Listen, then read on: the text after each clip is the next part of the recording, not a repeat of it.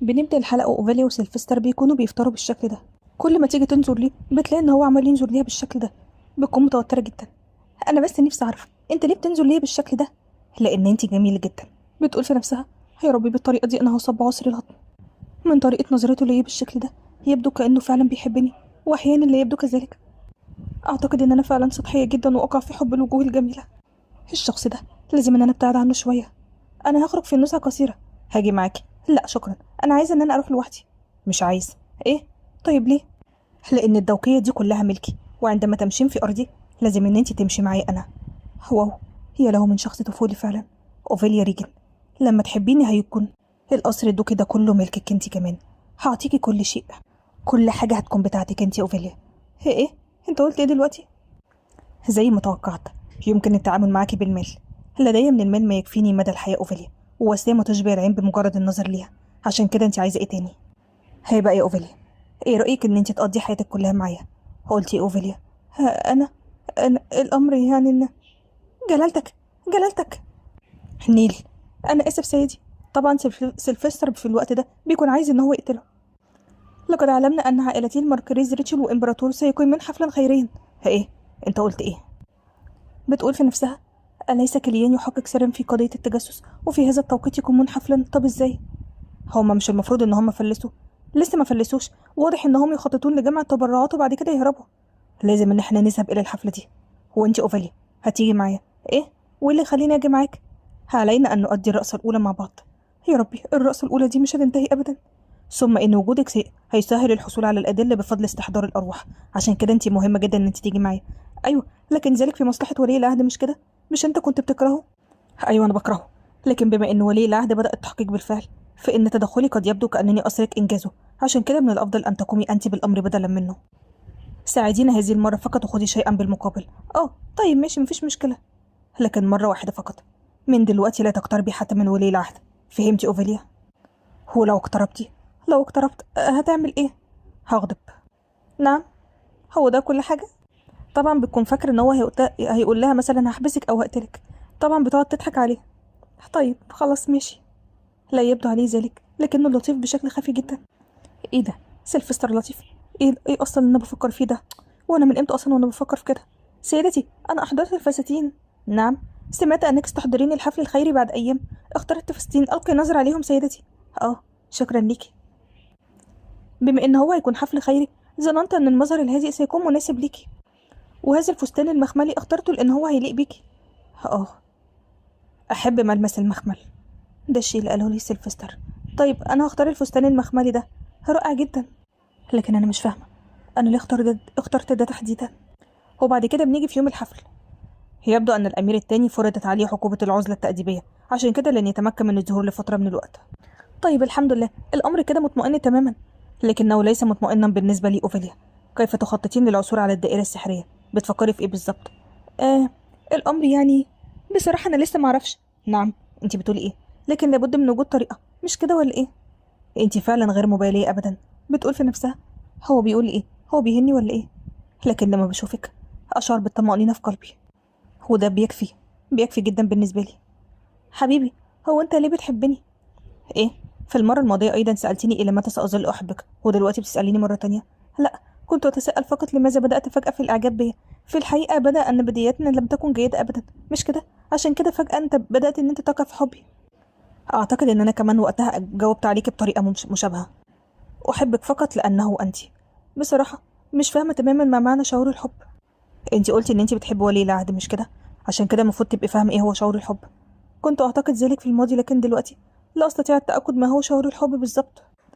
بيقعد يبص لها شوية وبعد كده يبدأ يشرح لها. ان يتبادر ذلك الشخص الى ذهنك دائما، على الاقل هذا ما يحدث معي، لان انت دايما في بالي. بتقول في نفسها ان يتبادر ذلك الشخص الى ذهنك دائما. هل اخترت هذا الفستان بسبب سيلفستر؟ لا، اكيد لا، مش كده. اكيد انا موقعتش في حبه. وبعد كده بنيجي بداخل الحفلة دي بيكونوا الاتنين داخلين مع بعض بالشكل ده. ايه ده؟ هو بيتملق امام النبلاء الاغنياء فقط للحصول على التبرعات، مش كده؟ هي دي الفرصة. هو دلوقتي يلا اذهبوا وراقبوه. هو بعد كده بترمي جواسيس عشان يراقبوا الاتنين دول. لقد ارفقت امرا لهما، اذا اكتشفت اي شيء ساخبرك على الفور. طيب شكرا جدا ليكي. هو أنت بتقولي شكرا دلوقتي؟ إيه المشكلة يعني؟ كيف ليك أن تقول مثل هذا؟ هل كانت عادتي في الكلام سيئة لهذه الدرجة ولا إيه؟ أيوه. متجاوبش عليا على الفور بالشكل ده. أدركت أنني نادرا ما أعبر عن امتناني. يجب أن أعيد النظر في تصرفاتي. من دلوقتي أنا هقولك شكرا في كل مرة، وده طبعا عشان تحبيني أكتر. أنت فعلا لا تعرف الخجل أبدا، مش كده؟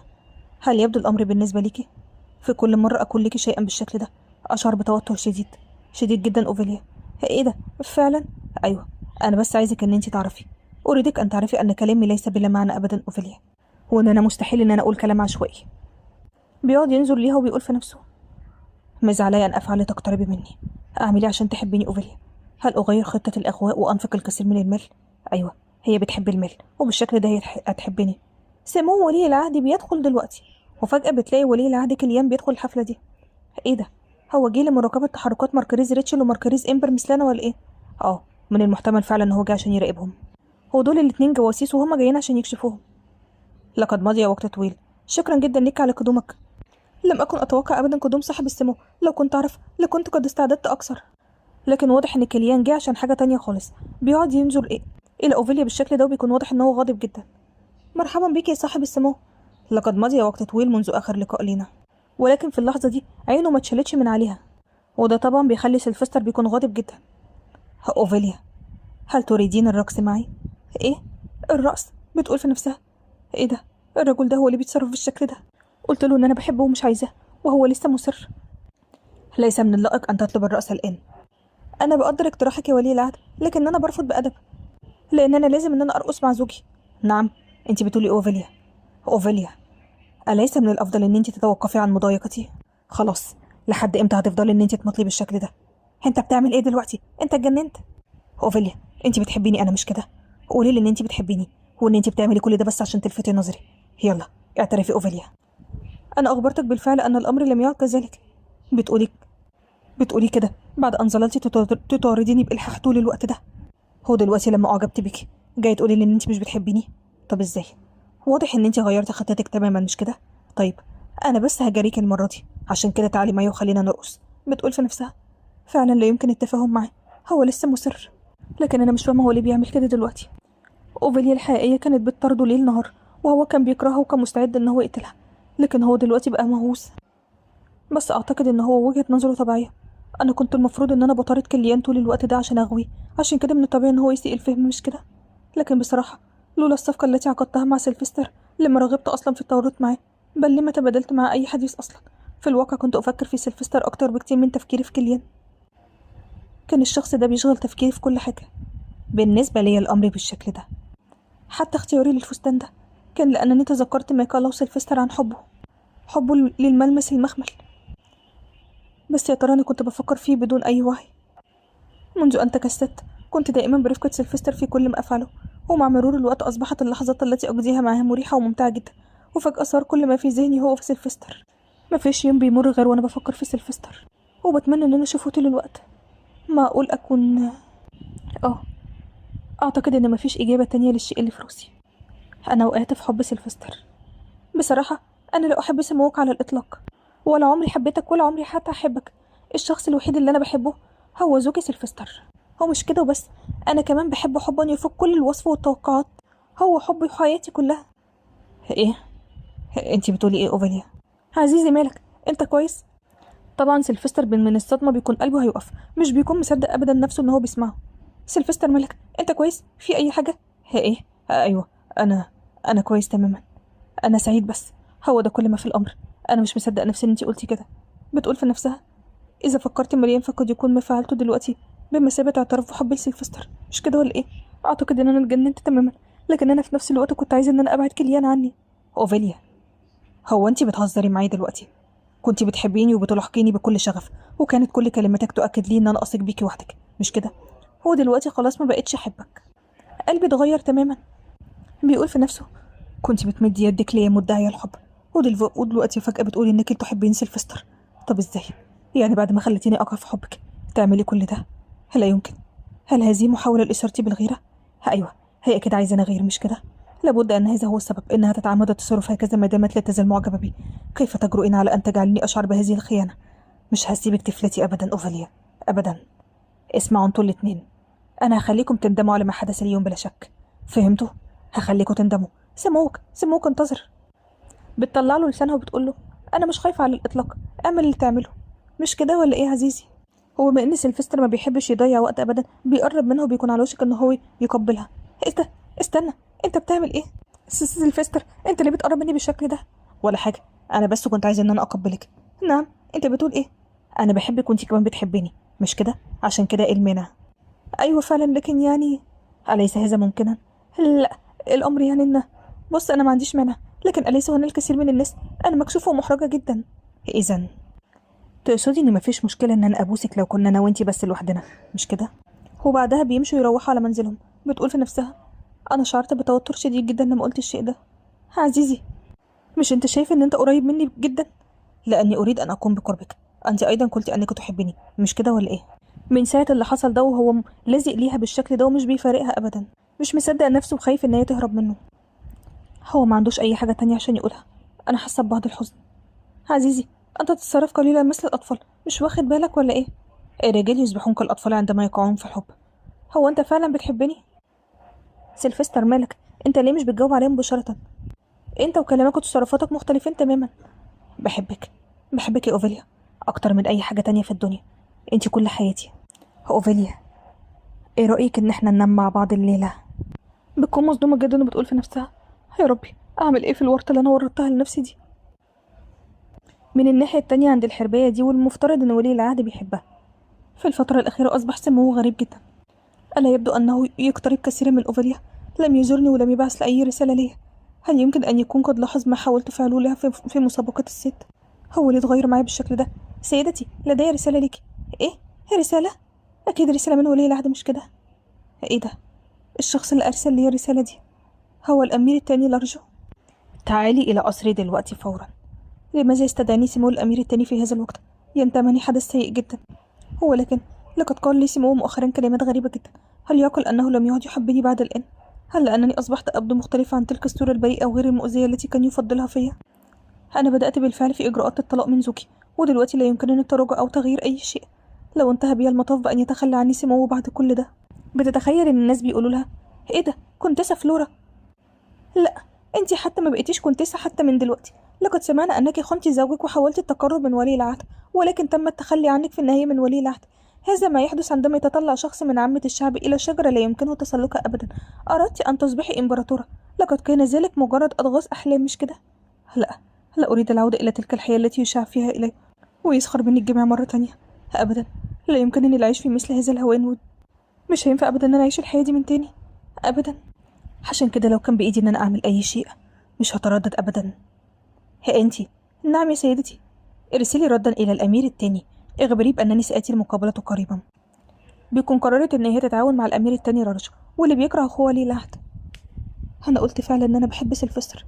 لماذا أجد نفسي أفكر في سيلفستر طول الوقت؟ أنا مش فاهم. دي المرة الأولى اللي أشوف فيها وجه سيلفستر يتحول إلى اللون الأحمر بالشكل ده. لقد ظننت أنه شخص لا يعرف الخجل أبدا، ولكنه فقد هدوءه واتزانه إلى الحد ده. هو معقول فعلا إن هو يكون معجب بيا كثيرا للدرجة دي؟ انتي بتعملي ايه؟ هو انتي بس كنتي بتتلاعبي بيا طول الوقت ده؟ وبالحديث عن هذا، فإن كليان كان يبدو غريبا شوية، ولكن الأمر ليس عصيا على الفهم، لأن الشخص الذي كان يلاحقه طول الوقت قد تغير قلبه فجأة وبشكل غير متوقع. هو وعدك إن أنا هخليكي تندمي على اللي انتي عملتيه ده، ولكن هل يستدعى الأمر قولي كلمات تهديد بالشكل ده؟ أليس من المفترض أن يفرح لأنني ابتعدت عنه بعد أن كنت بسبب الإزعاج؟ طيب خليني إن أنا أراقب الوضع عن قرب. وعلاوة على ذلك هناك أمر أكثر أهمية وعجلة في الوقت الحالي، تلك الدائرة السحرية التي يقال أن لارغو يمتلكها. يا ترى أين يقوم بإخفائها بالضبط؟ لو عثرنا عليها فقط فلن يكون سيلفستر مضطرا لاتباع لارغو والانصياع لأوامره من دلوقتي. في البداية، هل أتوجه إلى نقابة المرتزقة بعد غياب طويل؟ وبعد كده في المساء بترجع غرفتها. أوفيليا انت اتأخرتي. ايه ده، انت هنا؟ اه، منتظرك بقالي كتير وكنت هنام. انا اسفة، لقد استغرقني التفكير في بعض الامور فقط. بتفكري في ايه بالظبط؟ لا ابدا، الامر بس بيتعلق بالدائرة السحرية. اه، بمجرد العثور عليها لن يكون هناك اي دوافع لدعم الامير التاني، ولا يوجد سبب للبقاء في هذه الامبراطورية اكتر من ذلك. والكلام ده معناه انك تخطط للاستقلال عن الامبراطورية، مش كده؟ بالظبط، ولكن بدون دعم وتأييد من الامبراطور القادم هيكون تحقيق ذلك امر عسير جدا. انا بفكر في الامر شوية بين لارغو وكليان، ايهما سيكون اكثر نفعا وفائدة بالنسبة لي؟ بتقول في نفسها هو أنا بكره الاتنين مع بعض. يبدو أن هذا الأمر يتطلب المزيد من التفكير والتروي، فأيا يكن من سيصبح إمبراطور لن يسمح بالاستقلال بسهولة ويسر بالشكل ده. عشان كده يتعين عليك أن تجهز نفسك وتشد من أزرارك جيدا. بالنسبة لي كان الفوز بقلبك والحصول عليه هو الأمر الأكثر مشقة وصعوبة على الإطلاق، وما يهمنيش أي حاجة تانية. إيه؟ أيوة طيب. عشان كده بعد أن تمكنت من تحقيق الأمر ده أصبحت كل الأمور الأخرى تبدو سهلة ويسيرة جدا في عيني. أوفاليا، أنا بحبك وبعشقك. أنت ليا مش كده؟ أنت أكيد ليا. وفجأة بيخلي وضعها بالشكل ده، بتكون متوترة جدا وخايفة من الشيء اللي هيحصل. بتقول في نفسها أليس هذا تقدما سريعا مفرطا في الأحداث؟ أعمل إيه؟ أنا أنا متوترة جدا. وفجأة بيقوم وبينام جنبها بالشكل ده. إيه ده؟ تصبحي على خير أوفاليا. يا ربي، يعني هو عمل كل ده عشان في الآخر ينام؟ وبعد كده بنيجي في الصباح. لقد تسببت في ألا يغمض لي عين طول الليل، ثم ذهب إلى عمله بكل برود وكأن شيئا لم يكن. هذا الأمر يثير حنقي وغضبي لسبب ما، بس أنا ليه حاسة إن أنا غضبانة؟ ما يهمنيش، سأقوم بإنجاز عملي الخاص إذن. سيدتي، هو أنت استدعيتيني؟ أيوة، هناك مكان أود الذهاب ليه. ما الخط بتعبير وجهك بالشكل ده وفي أي حاجة حصلت؟ لا أبدا، مالها تعبير وجه بس يا سيدتي. وجهها لا يوحى أبدا بأن كل شيء على ما يرام، ومش هيصدق أي حد. خلاص كفي عن هذا وسريع تجهيز ملابس الخروج لي. إلى أين نحن ذاهبان يا سيدتي؟ إلى نقابة المرتزقة. إيه؟ هنروحها تاني؟ طيب ليه؟ لأنني بحاجة للبحث والتحري عن بعض الأمور. سيكون من الرائع لو كانوا يعرفون شيئا عن الدائرة السحرية. طيب إذا كانوا لا يعرفون فسأجعلهم يعرفون بطريقتي الخاصة، مش كده؟ سيدتي، تعابير وجهك تبدو مخيفة ومرعبة جدا. وبعد كده بتذهب إلى النقابة دي نقابة سرية وده بيكون صاحبها يوجين. ما الذي أتى بك إلى هنا مجددا؟ وده الاسم المستعار اللي هي بتستخدمه في المكان ده. لو أنك أجبت على رسائلي أول بأول لما كان هناك ده الآتي وأبحث عنك بنفسي. أنا متأسف جدا بشأن ذلك، لقد كنت مشغول بالعمل مؤخرا. مشغول؟ هو مشغول في إيه بالظبط؟ في الحقيقة يعني أنا أخبرك بهذا لأنك يوجين فقط، ولكن في الفترة الأخيرة هناك شخص غريب يستمر وفجأة بيلاقوا حد قادم. إيه ده؟ ولي العهد كليان؟ أوفاليا، انتي إذن هذا هو المكان الذي كنت تحصلين منه على المعلومات طول الوقت ده، مش كده؟ لقد كنت واثقا تماما من أن هذا هو المكان، هو وكر لتجارة المعلومات. ردي علي يا أوفاليا. أيوة بالظبط. حتى وإن استمر هذا الوغد في الإنكار فقد زال الأمر يشغل بالي، عشان كده استمريت في المجيء إلى هنا وتبين أن حديثي في محله فعلا. يا ربي، أنا دلوقتي فهمت هو ليه صاحب المكان ده ما كانش بيرد على رسائلي. لقد كان يخمن أن هذا المكان يعود لتاجر المعلومات، ولذلك استمر في الضغط على جوزيف واستجوابه. قضي الأمر، ألم يكن من كلامي صحيحا؟ والآن سلمي ما لديك من معلومات. لا يمكنني ذلك، لا يمكنني السماح لي بسحب أوراقي والسيطرة على الموقف ده. تاجر معلومات؟ أنت بتتكلم عن إيه بالظبط يا سمو الأمير؟ أنا جيت هنا بس لأشتري لحم الوحوش مش أكتر، مش كده ولا إيه جوزيف؟ إيه؟ أيوة نعم، بالفعل هذه السيدة أتت إلى هنا من أجل شراء لحم الوحوش فقط. هي له من عذر سخيف ولا يصدق عقل. بتيجي وتترددي على مكان كهذا بنفسك لمجرد شراء بعض اللحم، وأي لحم الوحوش الذي لا يمكنك حتى تناوله. بتقول في نفسها أيوة فعلا، من قد يأكل ذلك الشيء المقزز والمرعب؟ الأمر يعني أن في الواقع هناك شخص ود أن أقدم لي لحم الوحوش كهدية. بتقول في نفسها وتحديدا طيور الإمبراطور والدك. أنت بتقولي إيه؟ لما بستمع إلى كلامك ده بتزداد ثقتي ويقيني. بتقول في نفسها كيف الأسرار عملي أن تكشف وتفضح بهذا الشكل أمامه؟ ماذا لو ذهب أخبر الإمبراطور عن هذا المكان أيضا؟ بالفعل أنت لا تزالين تحبيني وتهتمي لأمري طول الوقت ده، مش كده ولا إيه أوفاليا؟ نعم، أقصد يعني أليس من الواضح أنه لا يوجد أحدا في محيطك قد يتقبل مثل هذا اللحم المقزز غيري؟ عشان كده أنت بتيجي هنا عشان تشتري لي اللحم ده. من الطبيعي أنك اشتريتيه من أجلي أنا فقط، مش كده؟ إيه؟ لا، الأمر مش كده على الإطلاق. أيوة، لا يمكن أن يكون هناك أي تفسير آخر. أنت بتحبيني جدا، هذا مؤكد ولا شك فيه. لا يمكن لقلبك أن يتغير بهذه السهولة والبساطة. لأن في الحقيقة هي بتيجي تشتري اللحم ده عشان طيور الإمبراطور، ولكن الصدفة إن ولي العهد أيضا كمان بيحب اللحم ده، عشان كده هو فاكر إن هي بتعمل كل ده وبتشتري له هو اللحم ده، فكده بتحبه. يا ربي، ما يخاط بهذا المعتوه المغرور. هو إيه اللي مخليه واثق بالشكل ده؟ لقد أوضحت لسموك الأمر المرات عديدة لا تحصى، ولكن في النهاية يبدو أنك لا تصدق حرفا واحدا مما أقوله، مش كده؟ مش مصدق أبدا كلماتك، ومش هصدقها أبدا تحت أي ظرف، فهمتي؟ سأعود أدراج اليوم كخطوة أولى، ولكن في المرة القادمة سيتعين عليك التحدث بصدق وصراحة أكتر أوفاليا. يا ربي، كم هو شخص فظ ومزعج جدا. غادر أخيرا وبصعوبة. بمجرد وصولي تعرضت للمضايقة والاضطرار للتعامل مع كليان. خليني دلوقتي أسرع بإنجاز ما جئت لأجله. إذن بعيدا عن كل ده، جوزيف لدي طلب أود منك تحقيقه. تساءلت عن أي أمر خطير ومجازف ستطلبين منه هذه المرة، وبتعطيه الكثير من الفلوس بالشكل ده عشان تغريه. الدائرة السحرية. أريد معلومات عن الدائرة السحرية التي يمتلكها الأمير الثاني. أتمنى أن تبحث عنها وتجدها دون أن تختار أو تبالي بالوسائل والطرق المستخدمة.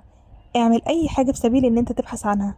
من الناحية التانية كليان بيكون راجع منزله وعمال يفكر. بيفتكر لما قالت له أنا أعرف نقابة معلومات يمكنها مساعدتنا. التوقيت الذي ذكرت فيه أوفيلي أنها تعرف تجار معلومات والتوقيت الذي قدمت فيه ليل لحم الوحوش كانوا متطابقين تماما. زي ما أنت عارف الأمر يا سمو الأمير، فإن التحرك والعمل بدون تاجر معلومات كما تفعل إن يعد أمرا في غاية الخطورة والتهديد. عشان كده كنت فاكر إن المكان الذي يبيع لحم الوحوش قد يكون هو نفسه وكر تاجر المعلومات الذي تستخدمه أوفيليا، ولكن لم يكن من السهل اكتشاف الأمر وتحديده بدقة. لقد ذهبت لشراء لحم الوحوش لأقدمه لسموك، ولكنني لم أتمكن من الحصول عليه. ولكن لحسن الحظ تمكنت من الحصول على معلومات بشأن المتجر من فلورا، وعندما أتيت لزيارة المتجر وجدت أوفيليا هناك، مما جعلني واثقا من أنه وكر لتجارة المعلومات بالفعل. ولكنها قالت أن هناك شخصا تود تقديم الهدية لي. أوفيليا لا تزال تحبني وتهتم الأمر تماما، ولكن لابد أن هناك ظروف قاهرة أجبرتها على القول بأنها تحب سيلفستر. يا لها من امرأة مسكينة ومثيرة للشفقة، يتوجب علي أن أنقذها وأن تشيلها مما هي فيه دلوقتي. عشان كده أنا مش مصدق أبدا كلماتك وتملصك مني يا أوفيليا، لكن أوعدك أن أنا هنقذك من سيلفستر وهتكوني معايا للأبد. لم أفعل شيئا يذكر، مع ذلك أشعر بتعب وإنهاك شديد جدا. هل يرجع السبب في ذلك إلى لقائي بكليان؟ يجب علي ألا ألتقي به مطلقا لفترة من الوقت مستقبلا. إيه ده عزيزي؟ هو أنت ليه واقف في الخارج بالشكل ده؟ هو في حاجة حصلت ولا إيه؟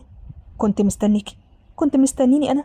بتقول في نفسها، حتى إنه تكبد عناء الخروج إلى هنا. وعلاوة على ذلك سيلفستر لماذا يبدو غاضبا ومستشيطا بالشكل ده؟ يا ترى في أي حاجة حصلت؟ ودي كده بتكون نهاية الحلقة. لو عجبتكم قولوا رأيكم إيه.